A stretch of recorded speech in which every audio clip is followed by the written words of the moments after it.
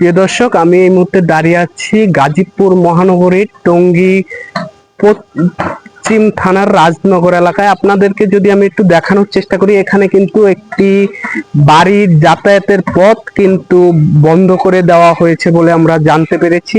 আমি যদি একটু আপনাদের কাছ থেকে বিস্তারিত জানার চেষ্টা করেছি আসলে কি হয়েছিল, কি জন্য আপনাদের এই রাস্তাটা বন্ধ করে দেওয়া হয়েছে। এই জায়গায় রাস্তা বন্ধ করছে, হেরা বলে আমার কাছে টাকা পাইবো এই লিগে বন্ধ করছে। ওখানে আমি বাড়ি ধরছি, আমার বাড়ি করতে দেয় না, ওরা বাড়ি করতে দেয় না। ওখানে আমার এই রাস্তাঘাট সব বন্ধ করে দিছে, আমি কোনো জায়গাটা বার হইতে পারি না। ওখানে এইটার আমি বিচার চাই আপনার গোটাই।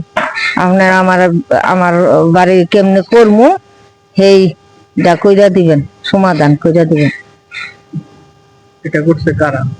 এটা করছে আমার ভাইয়ের ছেলেরা, ওই এক নাম নাম হইছে সালাম পারবেশ না, সালাম, আলামিন, আমিনুর, হাবিবুর, এই কায়েম, তারপর হইছে মাফিজুর। এদিয়ে আমার কাছে 10 লাখ টাকা চায়। আমি যদি টাকা দিয়ে পারি তাহলে হয়তো বাড়ি করবার দিব, নাই তো করবার দিত না। আর নাইলে ওই জায়গা আমি আবার 2 গুন্ডা জায়গা আমার বাড়িতে বেচাইছি, সেই জায়গা আমার ফেরত দেওয়ান লাগবো। ফেরত আইনা দিলে পরে ওরা বাড়ি করবার দিব। ইয়ার আগে আমার বাড়ি করবার দিত না। কেমনে বাড়ি করি আমার দেখাই দিব। হুমকি হুমকি আইয়া দেয়, রাত 3টা বাজে আইয়া বকা চকা করে। এই কমিশনার কথা কইছি, কমিশনার কুচ্ছি বাসায় বকা দেয়।